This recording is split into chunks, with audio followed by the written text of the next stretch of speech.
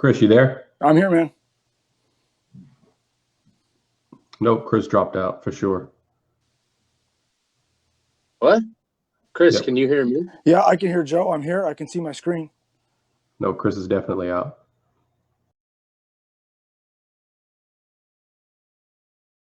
Better? Yeah, now we're rolling. Okay. What's going on, guys?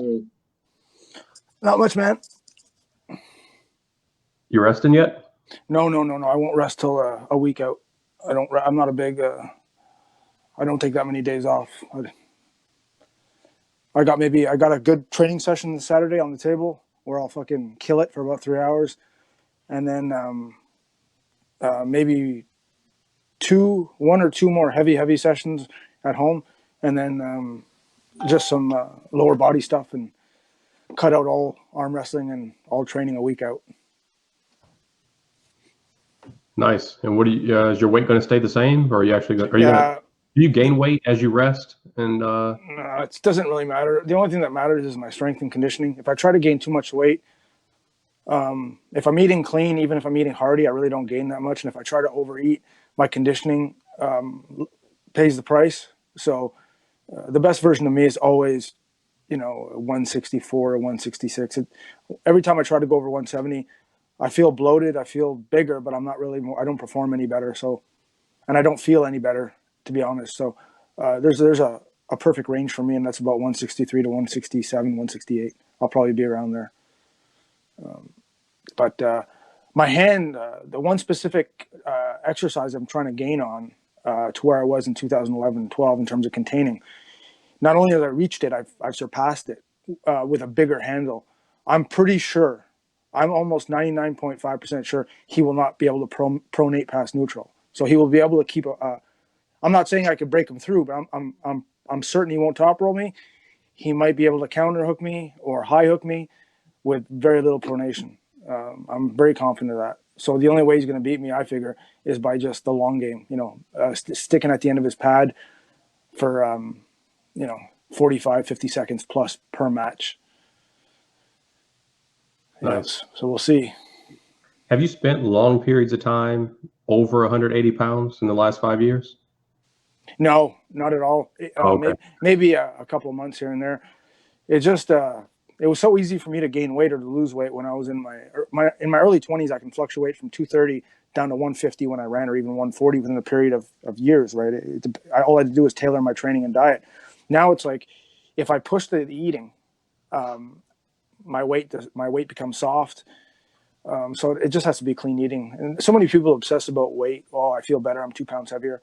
Really, it's the weight you move in the gym, the weight you can move on the table, and it's your composition. I'm not a big fan of getting fatter in any circumstance. Unless you're a sumo wrestler, being fatter is never an advantage. Yeah, I think the only reason I ask is because there is such a weight difference. If it was doing Sam Harris, I wouldn't be saying, "Oh man, you put pounds or anything." And the weight's really not a factor whether I beat him. I don't look at him as, well, I hope he doesn't come in over 230 because then I'm fucked, or the difference between him at 210 and 230, because he's not an athlete. If you look at his body in a gym or outside of the gym, he just looks like an accountant, right? He doesn't have an impressive physique in any respect. And so I really just, the only thing it comes down to is how much can he pronate, and if he can, how much stamina does he have to outweight? Could his long patient game outwill my side pressure game? That's the only thing that matters. Whether he's 240 or whether I'm 180, that's the only thing that matters. Those are the only two numbers that will play in that day.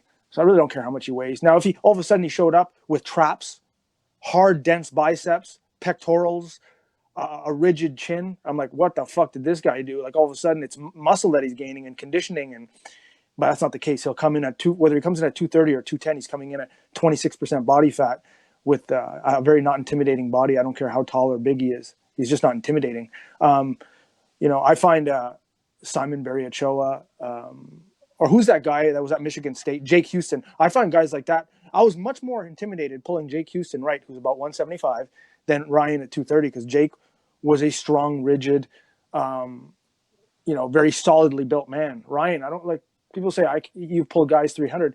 Yeah, fat slobs. Like, you think I'm scared of Wes Bornson? Like, Wes has the muscle mass of Joseph sitting at 405. Like, you think that's intimidating because you can eat fucking a dozen donuts a day? Like, you're just a fat piece of shit. Which also tells me is every second that goes by that you can't pin me, you're huffing and puffing and your heart's at 168 beats per minute. Like, it's not intimidating. Size is not intimidating. What's intimidating is strength. Whether it's in a Vazcan package, whether it's an 185-pound package, strength is intimidating, not sheer bulk or mass. It's a little bit of a misconception in our sport, I think. Okay, so a quick aside. So hello to Robin, Ryan Timms. There's a couple other people down there. Ryan proposed that we do a show on arm wrestling conspiracy theories. I think that's a hell of an idea. So Ryan, get a list together and we'll get you on. One question, Chris, how tall are you? 5'7", 5'6.5", 5'7". And then another question, have you been pulling bigger guys like in practice or at tournaments? Have you pulled guys Ryan size or bigger? My goal when I'm peaking for a certain, generally where I live, I always have about 2-3 teams I can go train with, depending on my work schedule. For Ryan, I've specifically been targeting Abby Bench's practice in Montreal at Monster Gym, which generally Abby's a 360-pound guy and he's a top roller. So I've been going to practices where I guarantee where he's confirming he's going. And him and I basically, like, I pull everyone, but him and I will be on the table for an hour out of a 3-hour session. Him trying to roll. And his arm is very strong too. So we could also have very good hook matches once I bring him in. So although his hand probably is as long as Ryan's, it's much thicker. So once your hand's adapted to pulling a man who's 360 with a thick hand, pulling Ryan should not be a shock to my hand in terms of sheer size. I still don't know how strong his wrist or hand is going to feel. But so basically, generally, I'm trying to pull with bigger guys, bigger teams, only because it forces me to become stronger and adapt better. I always say that the strongest guy at any practice has the least amount to gain. If you show up at a practice and you're the weakest guy and you're like, well, that sucks. It doesn't suck. Actually, that's the best position you can be in, because all you're going to do is get beaten up and grow. You're going to put such impact and it's going to be hard for you. You're not going to be able to play with anyone and you're going to get pinned 150 times. And sometimes with Avi, I say to him before practice, my goal today, Avi, him or a couple other people, I want my arm to be pinned 200 times before I leave the gym. My arm has to be pinned 200 times. Now, the first time it gets pinned might be 2 hours in, but between that 2.5, 3 hour mark, so that last 40 minutes of practice, I want my arm to engage at full pin and have it be pinned 200 times. And you can only do that with bigger, stronger guys. So and it's easier for me because most guys are bigger, but I feel bad for guys who are like 325, 300, 280 that go to a practice and they're the biggest guy, because all they can really do is basically absorb and play, right? They can't really, or just play the stamina game where they go one after the other after the other.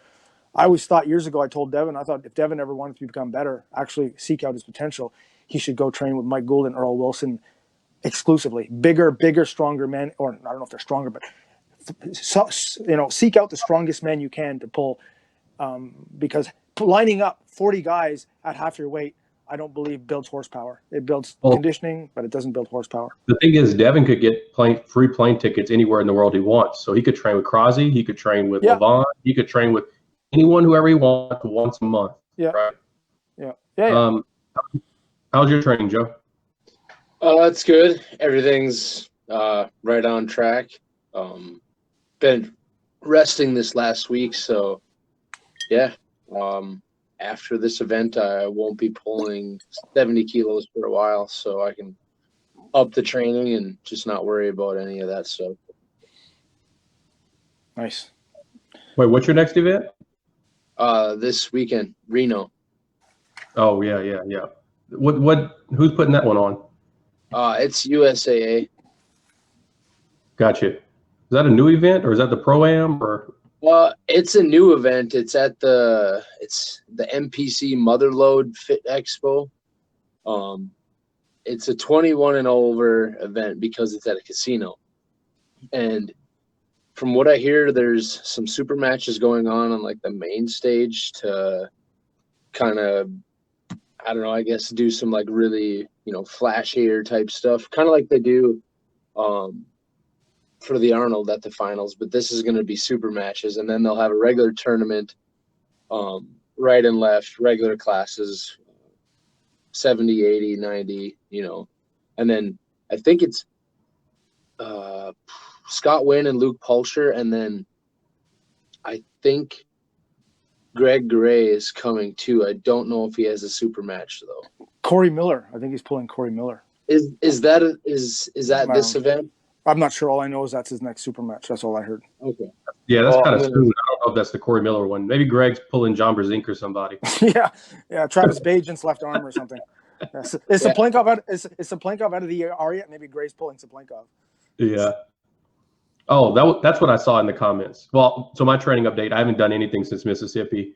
I've been working on the house that I bought, so that's kind of where my time's going. But we did have a comment from Walmart. Nice. Have you talked to Walmart lately? I think I talked to him a couple months ago. He fluctuates in and out of Facebook, so it's hard to catch him. But it's like he's all in, fucking shit up, or he's gone for 6 months, right? Yeah. And we got some feedback that we need to be more descriptive because not everyone knows the things that we know. So for those of you that don't know, Adam Wilmot. Walmart.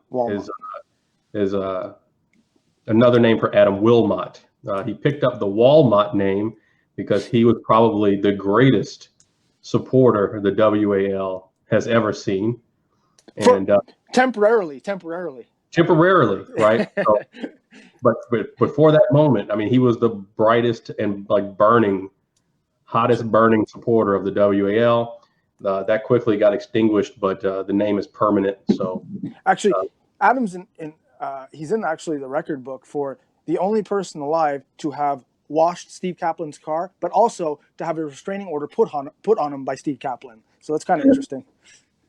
I heard he did a lot more for Steve than wash his car. Yeah, that's the PG version. That's the PG version. Yeah. So Adams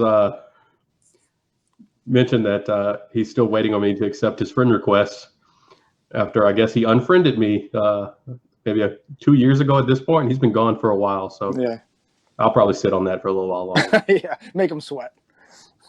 All right, so topic time.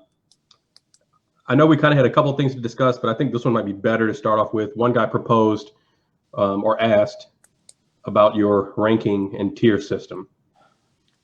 So this would be good. Maybe you go through it 1 through 5, and maybe we throw around some names. Okay, well, off the top of my head, tier 1 is your basic beginner. So basically what it goes by is if you want to know who fits into a 1, the 1 guy will go to an amateur tournament or pull novice or amateur. In Canada, we don't have novice, we have amateur. In the US, you have a novice class. Basically, he might pick up a couple wins. He might even finish top 3 if there's 4 guys, but he's not winning that class. So just sheer beginner. Level 2 is a guy who can go into a novice/amateur tournament, probably win. Now, if he jumps into the pro, maybe he picks up a win, but he's definitely not making any noise in the pro class. And so we see a lot of 2s. A level 3 is a guy he doesn't pull amateur anymore. Now in a pro class, when I say pro class, we're not talking even like Michigan State, which is a good pro class. We're talking like there has to be cash, legitimate cash given to top 3. So number 3 can go into this tournament and he could maybe cash out, but he's definitely not winning it. But he's in the mid range. It's conceivable that he can finish in the money. A number 4, and so I fit in like the 3. 3, my left might be a 4, depending. Now, so Joseph would be a standard 2. I would be a 3, trending to 4. And Herman's your number 4 tier. Now, the 4 tier is a guy that can show up at a pro tournament, and he's a favorite, definitely top 3, can easily win it. And then the tier 5 is the smallest demographic we have, and that's like your Rustam, your Devon, the guy who goes to a cash tournament, a pro tournament, and he basically plays through the preliminary classes. He's a massive favorite to win it all and not even get burnt. And this is the guy that wins WAF. This is the guy that goes to top 8. So this is your premium top tier elite, mega elite arm wrestler. So those are basically your 5 tiers. And everyone, you can pick any name, any puller, and I can tell you where he fits. But sometimes it's like basically where if I put you 2, it's because that's what you've proven to be. So let's say Greg Gray can say, well, Chris, I won the Arnolds. It's a pro tournament. There was cash. So you're right. So you're a 3. You're definitely a 3. But you've proven it once. But you can argue he's a 3. what you've done puts you in that tier, but a lot of guys, they've done that maybe 8 months ago, and they're trending high, and they're doing a lot of cool things, and they anticipate they're going to be there. So it's possible you can have a guy that's a 2, very close to becoming a 3. Like, we're just waiting for it. Like, so you can fall in between the two numbers, but that's your basic guideline, your basic framework. Okay, where does Joe rank? Well, so Joe won Michigan State, but it was a pro class, but it wasn't a cash pro class. So he's never, as far as I've seen, placed at like a top cash tournament, placed top 3 with a full class. So Joe is your standard too, but Joe's not a beginner. Joe can go to an amateur tournament, amateur class, and just blow through everyone there, and then pull pro and maybe win one match like he did at Arnold's. So Joe is the prototypical 2, but he's a couple of years in, 4 or 5 years in. Joe's trending towards 3. Like, he's not reverting. He's trending upwards. A 2 moving towards 3. Yeah.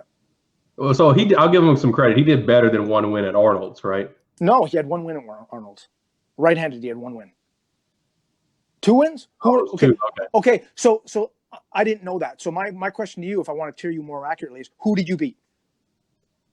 I don't even know that. So if I can't recognize the names and you didn't finish top, now if there are 8 guys, I don't recognize who you beat, but you finished top 3, that doesn't matter. But if you finish 5th or 6th or 7th out of the top 3, and it was a 10-man class, and the guys you beat, you can't tell me, it doesn't matter, because if their names are not household names or pros, you really won't get the credit, because it's conceivable. I would have had to have gotten to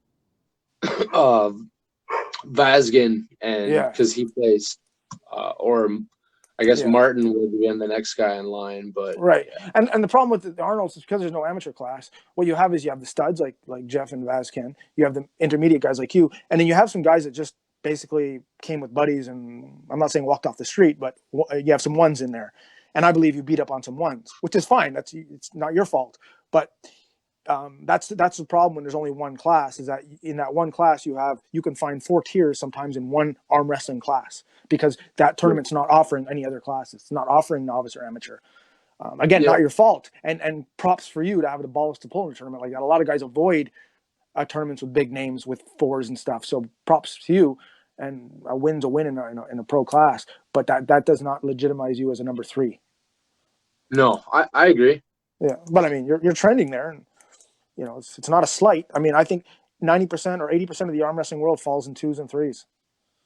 1, 4, and 5 are your like extremities. 2 and 3 is the bulk of your guys. So with respect to your tier system, and I'm thinking about the USA and particularly the 165 class that includes anywhere from guys who, if they were in a European country, would be forced to cut to 143. Yeah. Such as Sam Harris. You mispronounced 132, but yeah. Yeah, 143 or something. And you also have guys in that same class at one point, like Paul Talbot, who's 6'3" and is far larger than I am. So just doing a quick pass, I'm thinking, where do some of these guys fit? So, maybe Jeff Hill isn't a 4 if you look at the 165 class in this country. Well, this tier system works on basically, I wouldn't say nation by nation, but area by area. So, well, not area, but hemisphere, because there is a divide. There's not a big divide in quality, in volume, yes, but not quality between Canada, USA, and South America. But once you cross, is it the Atlantic? Whatever. But once you go to the other hemisphere, my geography is fucking terrible. I think Spain's over near fucking Tahiti. So hey, a quick note on that. Gobby did have Eduardo Tiete ranked in the North American rankings, even though he's from Brazil. Yeah. Yeah. I thought Brazil was the capital of Portugal, right? Like, I don't fucking know geography. So anyway, Jeff Hale is definitely a 4 in North America, without a doubt, a 4. He goes to a pro cash tournament. He's definitely finishing top 3, unless it's like loaded with like 20 guys. Wait. But wait. Well, lightweight, 54. I'm not going to start picking. Okay, all right. That's what I said. 50, so my comment was the 165 would be tough to rank because it's so huge. Yeah, one thing's for sure. I'm still trying to build the point system, but one thing's for sure with my rankings, for anyone that's asking, it will absolutely go to a 54-76. I'm abolishing the 65. So right now I'm in a dividing who will go where. It'll take some time, but it's going to be 154, 176, and then it looks like it's going to be a 205, and then 2 more weight classes. There'll be 5 weight classes. It looks like it's going to be something like that. So definitely 54, 76 without a doubt, and a 205. So yeah, Jeff in a 54 is an absolute 4. He's a beast. 76, he won't be ranked 76. He'll be ranked 54. But if Jeff all of a sudden just told me, hey, I'm going to be a 176 from this point on, now he's a 3. He's no longer a 4 tier in that weight class. Okay, so the 165 really isn't that big of a difference from the 176 because those same guys are just cutting more weight. Yeah, and so because he got wrecked by Sam, and in WAL, who's in his class? It's Sam, Katowski, and Ehrlich, based on how it's set up. Right. There's just like there's no way. No. Unfortunately, and I They're don't meeting think at 170, right? 170, yeah. Yeah. Unfortunately, a lot of people say, well, I've heard people say you should only be able to weigh in. You should be able to get on the scale 5 minutes before you pull. None of this, which is, so stupid. Unfortunately, we have the methods and the science and the knowledge and the will to drop 3, 4, 5% of our body weight of water prior to weigh-ins and then get it back. But we all have this advantage, right? So some people have mastered the art. Other people are clueless and are reluctant to even try. But we all have the advantage to do this, much like MMA fighters and boxers have always had that opportunity. But unfortunately, yeah, the only thing is I feel bad for 54 guys. Well, I don't feel bad for anyone really, but it's just they've been kind of lost in the shuffle with the 65s because now that you could have 185 monsters dropping down to 65 because of Wall, a guy like Vaz Ken, what do I have him ranked? Do I even have him ranked right, or is he like 19th? Like the poor guy who's a stud at 54 cannot touch Katowski. He cannot touch these monsters. So I feel having a 54 will bring a little bit more of a balance down to the legitimate lightweight guys, and also balance out the middleweight or whatever you want to call it, the 176 class, because the 65 was like a hybrid class, and the hybrid class, although it was cool because Wall was dominant at the time, and that's what they featured. Unfortunately, that's a nightmare in terms of qualifying for the weight class. So in ranking. So I'm happy to confirm that we're gonna go 54-76. So let me ask you this: what 5s do we have in the United States? Generally, or in a specific weight class? No. Regardless of weight class, and looking at the world level, like don't say, Joe's a 5 because it's Minnesota. So this is what I'm going to do. If you're going to ask me on a world level, let's pretend WAF is having a tournament, same weight classes, but now they're giving out $100,000 for every weight class divided into top 3. So the money's huge. So everyone's coming out. So now we ask, is Devin a 5? Devin's not a 5. I don't care what unless Devin gets down to 220. Devin might be a 5 and a 225, but 5 meaning you're like a Rustam Babayev who goes to Worlds and people don't even pull you because they don't want to fatigue themselves. So you just go through preliminaries without even people touching you, and then you dust people in the quarterfinals or whatever. Is Devin that guy? Probably a 4 on the world level, even at 225 or 230. So who do we have?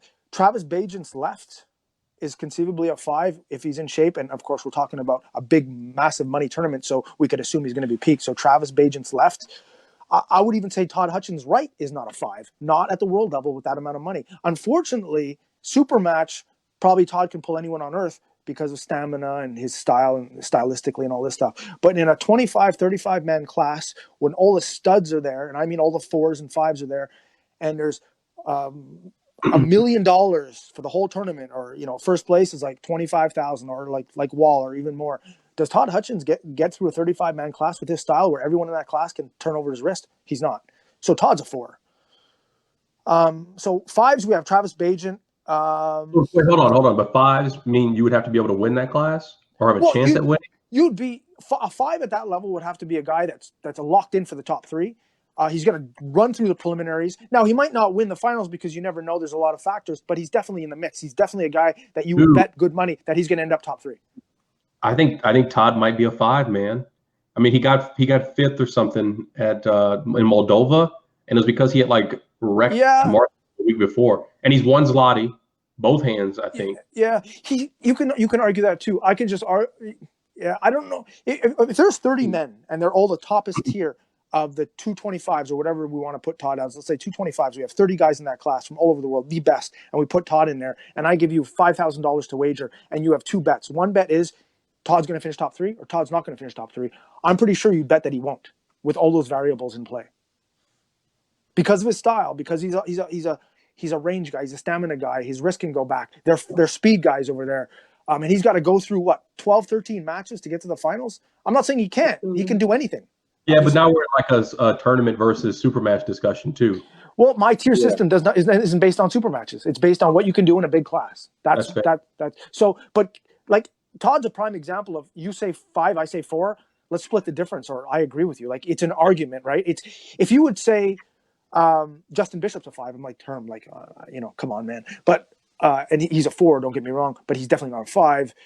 So if you want to say Todd's a 5, Todd's closer to a 5 than he is a 4. Exactly. Yeah, fair enough. And I'll split the difference with Herm. Okay, Michael Todd on a world level, a 3, maybe a 4. Like, in a big match, we're not talking a super match where he can get under the table and bleed the other guy out. If he bleeds that other guy out and he has a 4-minute match in his first match and he's got 12 more matches to go with fresher guys, Michael Todd's not finishing top 3 in this scenario. So Todd's no longer a 4. He's a 3 or a 4, stylistically. But he's a machine for super matches, because as he gets down under that table, he's bleeding that. The only opponent he's got to win, is that one guy. I agree with you, especially on the world scene. In his defense, that dude killed the WAL tournament 2 years ago, though. He wrecked Travis, he wrecked Chafee, he wrecked SB, I think. I mean, he killed like a bunch of top supers in a tournament format and a bunch of long matches. But again, on average, that class is going to be so much harder at the world level. And I believe, I have to go back, but I believe Travis and Dave had a war before. But it doesn't matter. I'm not going to sit here and take stuff away from Michael Todd. He's accomplished a shitload. He's a fucking champion, regardless of his move. I'm just using him as an example of super match versus tournament format scenarios. But so we have Travis left. We have Todd Hutchins right. Chafee right. Yes, absolutely. I think Chafee, with the exception of Levan, the match. If I could see any match on the planet right now, one of them would be Dave and Levan, right-handed. Another one would be Vitaly and Prudnik. Although Prudnik is, what he's doing is, you almost can't count him out against anyone. So anyway, Dave, Travis, Todd. Now we go lower in weight classes. Who could we look at? Man, the lightweight hard, man. Yeah, Sam Harris is probably the best lightweight the United States has right now. He hasn't left the country. But yeah, because Sam, unlike the other, like Tony and Doug, Sam can go to this tournament, this hypothetical tournament, and pull 54. Now Sam at 154 is a bad dude, but again has not proven on the world level. But is he a 5? No, he hasn't proven it. Could he be a 5? Sure. So Sam's a 4 on the world level. Best case scenario, because he hasn't proven it. But arguably he can be, because he's such a fucking stud at 154. So that's what you have. You have 3 pullers in the United States that are tier 5s on the world level. What do you think, Joe? Yeah, I actually agree with that. So what would these guys be if they went the weight class above? So like Sam at 176. If he's a 3 or 4. Again, hard, but because his move, because he's a high range levered puller, they have those by the gallon over there at his level. So for him to go through a class like that at 176, and we're talking guys 185 coming down to Sam, who is 172, 165, whatever he weighs in, Sam's no longer a 4. Can Todd pull with 280-pound guy? Absolutely not. Absolutely not. His elbow, the impact his body would go through going through the preliminary rounds versus guys like Levan and no, there's no way. So Todd's no longer a 5. Chafee, there's no higher he can get. He's 300 plus pounds, so he's at the top of the food chain anyway. So let me challenge something here. Is Travis really a 5? Well, I say that based on the fact that he's argued historically. He 2006. Yeah, historically, Travis is a lazy, selfish, self-serving promoter. But when there's because of this, and you could argue he's greedy, because when there's big money, it's like there's a switch he can flip. We got to see him pull a high level guy. Yeah. And also when we're talking in tournament format, his move, you want that ace move. You want that boom, boom, boom, boom, flash pin first 8 rounds. You want his move. So I think Travis is left on the world level with the enough motivation, which is of course what we're talking about here. We're talking about a shitload of money. Is an absolute 5. I still say he's the best. He's arguably the best arm wrestler we've ever seen. Travis's left arm might be the best arm we've ever seen. Oh, that's bullshit, man. Chris, so like on what basis? He developing countries back in 2006. Um, Now there's Dennis and Levon and Lilletin. Like the whole class is different left-handed. It's a whole level. I'm theoretically. He needs to pull some high-level guys, man. I'm not saying. I'm just saying, regardless of the sample size, theoretically speaking, the most dangerous arm we've ever seen in a specific period of time is not John Brzezink's right. It's not Levan's right presently. It's Travis's left. Again, what? It's not the best arm. Yeah, I think Travis's left. Travis's left is better than John's right? If you take the best arms in specific, so John 1995, Travis 2006, Devin 2010, Levan 2000 current. If you take all these arms and you put them on what they could potentially do with a shitload of money, the best, most proficient, impactful arm, theoretically, I would give it to Travis's left in 2004 to 2007, something like that, 2008. Yeah. No. Yeah. It's got to go to John, man. Well, you're going deservingly. You're going on like Hall of Fame stuff. Like it doesn't matter what the guy's done in a small sample or what he, it's what he does over a career. So you're going based on. Well, didn't he like smash Travis a bunch though, or no? Travis is his right. It's hard to compare because John was right, Travis was left. But John would have never ever in a million years taken a super match with Travis left-handed, and Travis is beating him right-handed.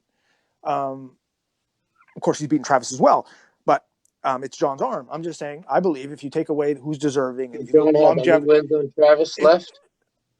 Well, I don't know. And you can go back in time because there were tournaments with no money. They're just fucking around. But that's why it's hard. I'm not talking about long-term. I'm not talking about deservingly. I'm not talking over a career. I'm talking about what I've seen in small samples.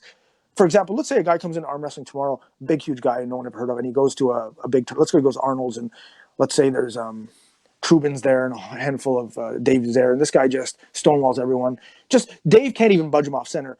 And then Michael Todd can't budge him off center, and then Trubin can't budge him, and he smiles at everyone, pins. He leaves and he never arm wrestles again.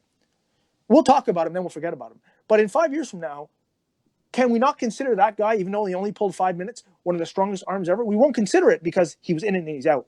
But that small sample size is enough to tell me, and it happened at a cash tournament where people peak, that arguably, does he deserve the title? Maybe not, he doesn't deserve the title. But theoretically, if you look at that, it's enough to tell me that that's potentially, theoretically, the strongest arm, most impactful arm we've ever seen.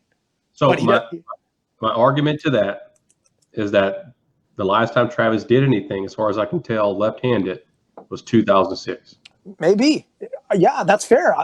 But hold on. And here's the follow-up, is that the class and the competition level, skill and strength in 2006 is not what it is today. Okay, but now you're bringing in evolution of athletes. It's like John saying that Scott Norton was the strongest arm you've ever pulled. Well, with your argument, he's nowhere close to that now because so many people have surpassed him with an athlete compared to the mid 80s. But according to John, he doesn't care about that. He's going to tell you that was the strongest arm he's ever pulled. So it's not Travis's fault. There's not enough motivation for him, and there's a lot more heavyweights pulling now. I'm talking about we're not comparing Travis 2016. We're comparing Travis 2006 left-handed towards anyone else today, anyone else in 1960, anyone else. It's like is Tiger Woods the best golfer of all time now? No, but if you compare Tiger Woods in 2008 to Jack Nicholson 1976 or whatever, you can make the argument. Like you have to take them at their peak years, even though in Travis's case it's a very small sample size. I just think that is the most impactful arm we've ever seen. Do you think Travis's left is better than Dennis's left then, too? Of course. Not now. If they pulled now, if they walked off the street today and Dennis wasn't in the hospital and Travis, and they pulled Dennis, would probably kill him. Peak versus peak. Dennis would take his arm off his body, man. Travis wouldn't even want to get on the table with Dennis. Like whatever that number is, but get Travis off the couch. That's like 10 grand or something, like 20 grand. Travis said it takes 100. Okay. Because he doesn't want to. Okay. So I win the fucking Powerball lottery tomorrow, and I got $500 million. I say, Herm, here's a fucking million. Shut your mouth. I'm taking $1 million. I'm giving you $1 million because you're probably the only friend in the world I have. So here's $1 million. Okay. You put it on Dennis. We're gonna set up a neutral location. You're gonna bet on Dennis. I'm gonna bet on Travis. Here's the kicker though. Travis has 6 months. So in 6 months, Dennis is gonna pull Travis left-handed. And you're going to put any amount of money, $1 million, and I'm going to put my whatever, and the winner will get $2 million. Man, Travis will kill that fucking guy. Yes, he will. Yes, he will. Yes, he will. Yeah. Really? Yeah. New topic. Yeah. Are there any drug-free number 5s? And I'll say this: it has to be a clear number 5. I think Sam's borderline. Like he hasn't. We talked about proving it. So, are there any drug-free number 5s? This is a good question. Dating back 10 years ago, 5 to 10 years ago, I'd say yes. As of right now, it would all depend on where you want to classify Devin. So, if you're going North America and you consider Devin a 5, then we have one that I believe Devin's natural. You can't be on the sauce and look as shitty as he does. So Devin's a natural 5. In the world, he's not a 5. If you're asking me are there any world level 5s that are natural? I'll say this though, historically though, at some point he was a natural 5, maybe. Yeah. Of course he was. Yeah, absolutely. In 2010, 11, 12, well, in his prime, I'm not going back too many years, when he was weighing in around 245, 250, he was absolutely a natural 5. Devin was a natural 5 for about 5 years. He's eating this, Mister. No. Yeah. So I can account of one that I'm confident I can claim. Yeah, and it's also hard to know when people flip the switch. You know, I think there's been some Euros that may have even been 5s in their weight classes, and then all of a sudden, they turn up, and you don't know when they. Yeah, but I just don't love these debates because it's pure speculation. Number one, number two, yes, we're establishing that drugs are becoming more and more common in our sport. Yes, but really, if you're natural and you're 20 to 35, and you start arm wrestling, like let's say Paul Lynn. Paul's not a 5. Dude is like 37 years old. Whatever. So still, but because of diet and nutrition, he's still, his body's in good shape. I believe he's natural. I believe he's borderline a 4, close to a 4, arguably a 4. It just basically, my point is, if you take a natural athlete or a guy physically predisposed to arm wrestling, and he's driven and he's got all the facets and tangibles and all that stuff, and he decides he wants to be the best in arm wrestling, and he's 29, 30, I believe within 5, 6, 7, 8 years of proper applying himself the right way, I believe he can become a number 5 naturally. It's arm wrestling. This isn't MLB. This is fucking arm wrestling. There's so many slugs and there's so many posers and in the sport that it's not that hard if you want to apply yourself, even if you don't have good genetics. I could take anyone off the street. I mean, I don't know, Gobby. I'll believe the 4. It's very hard to believe a world 5 or a country 5, an American 5. Well, I just think I don't like limiting. I don't like putting the limitations on a natural person, on a natural athlete to say that he can't, because this is the wrong sport to compare it to, because we do not have the numbers. But I'll say this: here's how hard. A world level 5 natural. It's almost unheard of, right? So like Devin's the only guy we can really think. Yeah, but not because it's not possible. It's because but look at it. So Rob, we talk about Rob a lot on this show. Rob's natural. Yeah. Rob's not a world 5. No. So that guy hasn't done it. Yeah. Okay. You have to be good across the board, right? Yeah, but the problem with Rob is he has shortcomings in the intangible qualities. Rob's never really. I think Rob is lazy and takes his natural ability for granted. We've talked how he's the most physically gifted arm wrestler we've ever seen, but he's lazy. He doesn't commit.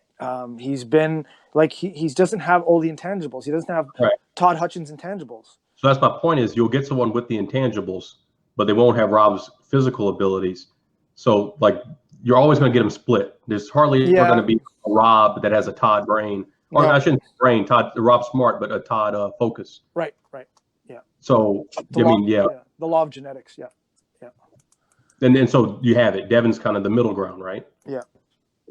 Yeah. And the only reason I brought the drug-free question was because someone asked. Yeah. No, it's a good question. I just think it's purely speculatory. And number two, that the debate on drugs, it will never, ever, ever, ever, ever make anyone a better person or athlete, bringing up this argument, because all you're going to do is create a subconscious reasoning why you're not succeeding like they are. Like it just doesn't serve anything. Get on it, get off it, do what the fuck you want, but do never, ever, ever, ever. And a lot of people are saying, well, I'm not saying that I'm not as good as I could be because I'm natural. No, but what you're doing is you're setting yourself up for something down the road that you can't see right now, but it's subconscious limitations and mechanisms that won't serve you well. I just don't like the debate, only because it's not going to serve you anything. We could talk about tears. It's self-serving. It can help growth, but the topic on drugs will never ever help personal growth or help anything. It doesn't lead to anything productive. It just offers speculation and criticism, which is not the end of the world, but anyway. So I think Ryan Timms has really gone off the deep end. But by the way, with that conspiracy thing, we better bring him on, because he's got so much. He's got some good ones. Well, he's so riddled with conspiracy and personal self-loathing that I'm not going to have him submit a list so we can go over it. Like, he'd have to come on the show and blather away his inner insecurities and shit. Like, he'd have to be on the show, and we'd have to give him a 20-minute segment where he can bring some tissues and fucking cry and whine and then fucking log him right the fuck off. Like, he's a hard, like, that's a hard sell. Like, I don't know. So here's his conspiracy. I don't think we're going to spend any time on this, but his question is, what does this sport have on Hillary Clinton? The sport has suicided itself over the last 5 years. He thinks Hillary is responsible. Yeah. Again, it's inaccurate, right? I know it's funny, yeah, it's a comparison, but it's inaccurate. There's nothing wrong with the sport. The sport's probably in the best place it's been in the last 5 years, arguably. He's just on his way out because he's like 47 and 85 pounds overweight, so he likes to blame the sport or the implosion of the sport on his the reasoning for him not being a household name anymore, or not being a factor in the sport. So again, it's like the drug thing. It's a way of blaming other things rather than looking directly in the mirror and being completely accountable that you're out of shape, you don't train, you don't really have the fire you had 5, 10, 15 years ago. But instead of taking full accountability, or what can I do, you're basically saying, well, the sport's imploding, is full of conspiracies, it's corrupted. James Rederitas 101. I'm getting older, fatter, I'm getting beaten more. So instead of just saying, fuck it, I'm just going to do what I can, and because at the base of everything is only our comes down to our own focus and effort. Instead, I'm going to quit and blame it on politics and conspiracy, which is the most fucking cowardly thing you can do on the face of the fucking earth. And I call that the James Rederitas. I'm quitting arm wrestling because of drugs. Fucking highly intelligent man. Love the guy. Incredible fucking coward. Who the fuck quits something they love based on other things that they have no control over? I think that's so fucking cowardly. Anyway, rant over. Well, I don't know. I mean, come at me. So I think James, he might have stopped before, like, we had our recent pro run up with the UAL and WAL and stuff. So he was mostly competing at nationals, right? So I remember going on Orm TV, and that's where I would see James compete. And so those were, like, drugs were actually against the rules. Drug free, yeah, it was drug free. Yeah, for nationals. He might have a solid case for that. Dude, I believe he was on his way out anyway, and used that as a platform. If you love something, Herm, I don't care what it is. If you're passionate about something, how can other things outside of your control that you have nothing, how can they force you out? Like, I don't understand that. If you love something, like, he stopped going to local tournaments. He stopped everything. Like, can't you just go to small tournaments and hang out with friends and still love the sport and not try to compete at an elite level? Like, but no, he had to make a whole big show about it, how he was leaving the sport. It's like, no, I don't believe in that. I'll say this. I never thought I would consider quitting, but I definitely did in 2017. And it's not so much because of drugs or any of that other stuff. It's just that, like, there are other things. So no. Like, but you didn't. That's fine. Sometimes I just think, man, if I didn't arm wrestle, if I didn't have to train for arm wrestling or go to any tournaments or do any travel, I could just go make some more money. Yeah. But that's fine. You could do what you want. We all have that prerogative. But the difference is you're not coming out there on social media and saying, because of the politics and corruption and drugs of the sport, I'm bowing out and making a big production over it. That's the problem. You go in, go out. People fade in, they fade in. They do what the fuck you want. People have family. People have careers. Whatever. It doesn't matter. But just I don't like when they try to they want out, but they use that as a platform to try to I don't know. Fucking I don't appease their guilt, or I don't know what the reasoning is, but it's just I find it cowardly. Just leave, fucking leave. You don't like it, you're lost the drive.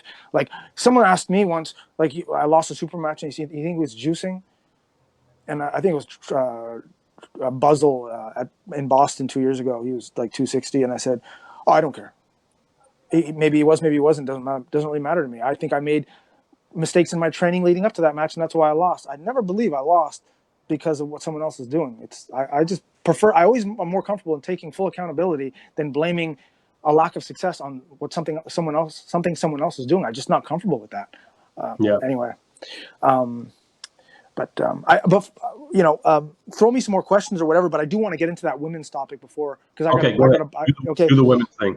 So a couple of weeks ago we came on. We talked about the women's participation and stuff like that, and I was adamant on how promoters should kind of give them a benefit of the doubt.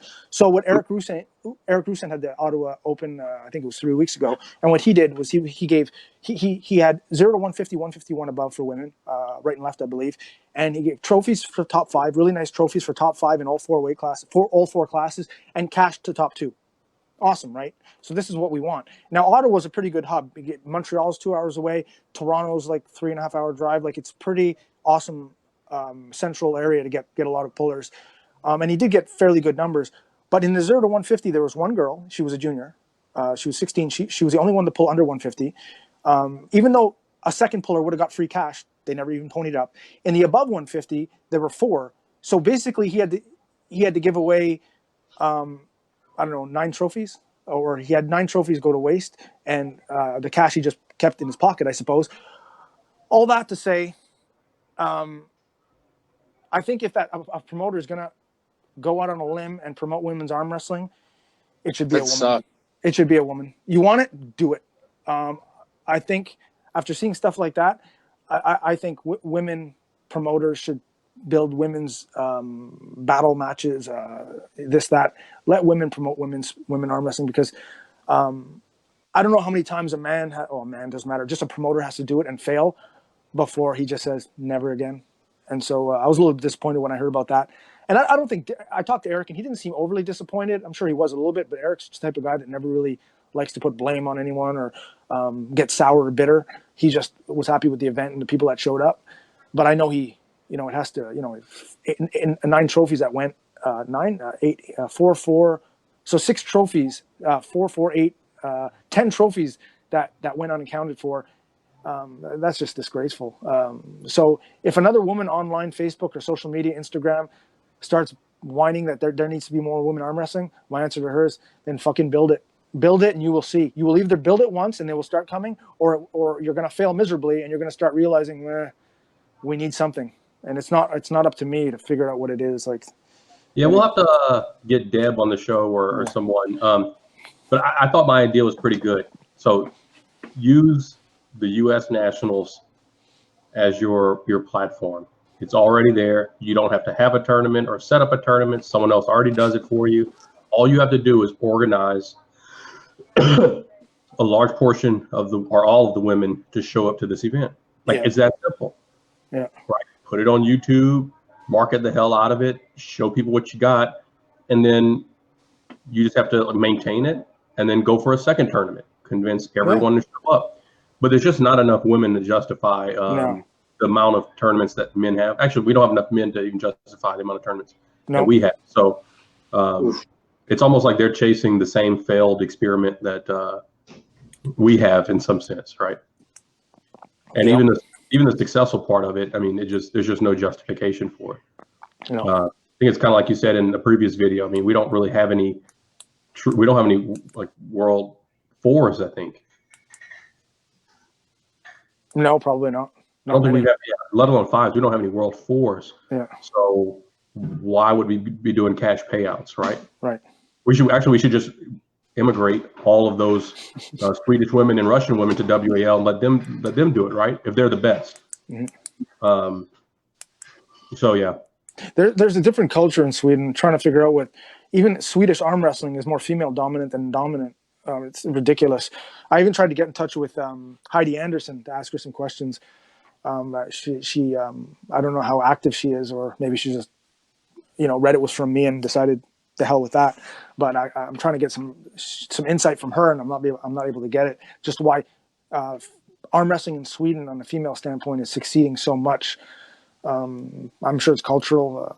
They're just really athletic, right? They live in the gym. They believe they just look at it as an absolute sport, not just a hobby, not just something to do while you're chugging beer with the guys and gals at the local pub.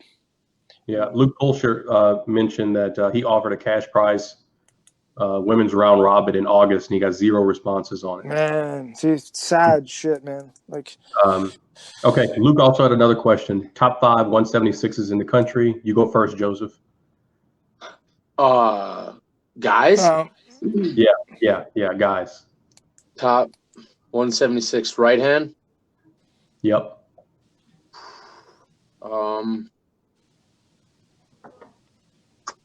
Probably, let's see here. Who's currently right now top 165? I'm gonna go. It's off the top of my head. Doug number 1, Tony number 2, Justin Bishop number 3. Talbot's too heavy. I'm not putting Talbot as a. That's 76 what I was guy. wondering. 4 and 5 can. What would it be? Quinlan? Would Quinlan be in there? No. 4 and 5. Greg. Get the fuck out of here, Gray. No. Those would be my top Bill 3. Logston? Oh man, come on.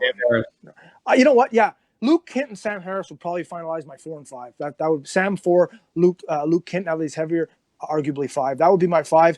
5 can probably come in and out. It's interchangeable. But yeah, Doug, Corey Tony, Miller? Who? Corey Miller? Yeah, arguably. The problem is Corey hasn't done much in the last couple of things he's done. He's getting beat. So I don't know how the Corey Miller of 3 years ago. Hell yes, Corey Miller today. We don't know. But so I'm going to give the edge to Luke Kent. It can go either way, but definitely Doug, Tony, Justin, Sam, and then Luke / Corey, something like that. That would be my top 5 off the top of my head. Right. So Jamie Sheldon mentioned Brandon. Am I missing something? Brandon died? Brandon died, just came back after like a 5-year. No. Okay. No, not yet. Again, he put something on Facebook last week saying how he wants a shot at Wall, and I'm like, guy takes 5 years off, comes back and beats a couple guys, and now he wants to be king. Like, come on, man. Back in the day, that guy's right arm was studly. Like, don't get me wrong, and he can make 160, 165. He's a legit 60 to 70 pound guy. He can get a little bit heavier, but you got to prove it. To the top. I mean, yeah, you got to prove it. I mean, again, there's theorizing, and then there's what we actually know based on what we've seen in the last year. And when it comes to rankings, unfortunately, you can't do too much theorizing based on the last 5-10 years. It has to be, what have you done? What have you done for me recently? Type thing. When it comes to building lists like that, only to be fair and accurate. Yeah. Now, what's interesting about this list is that I know Doug and Tony have been over 200 pounds. Yeah, it doesn't matter. It's the fact that, it's just interesting though, and I don't know if Sam's ever been over 170. And that's the reason why if they went head to head, my money goes to Doug or Tony over Sam, because they're coming down whether he's coming up. And to sit at 200 for X amount of years or months and train, it something happens to the body. It builds inner resistance and stuff like that. So when you do go down, unless you've been down for a hell of a long time, you keep that. That's why the stronger man going down opposed to the lighter man coming up, unless he's a half a tier stronger or better, I always give the edge to the bigger man going down. We've got Greg Gray screaming in the comments that he can beat Doug. He's going to smoke Doug. Yeah. He beat a coked out 176 Bill Logston, and he's like John fucking Berzink now. It's like,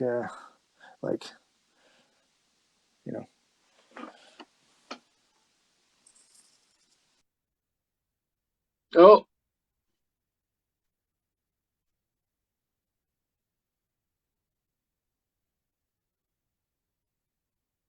Still there? Herman?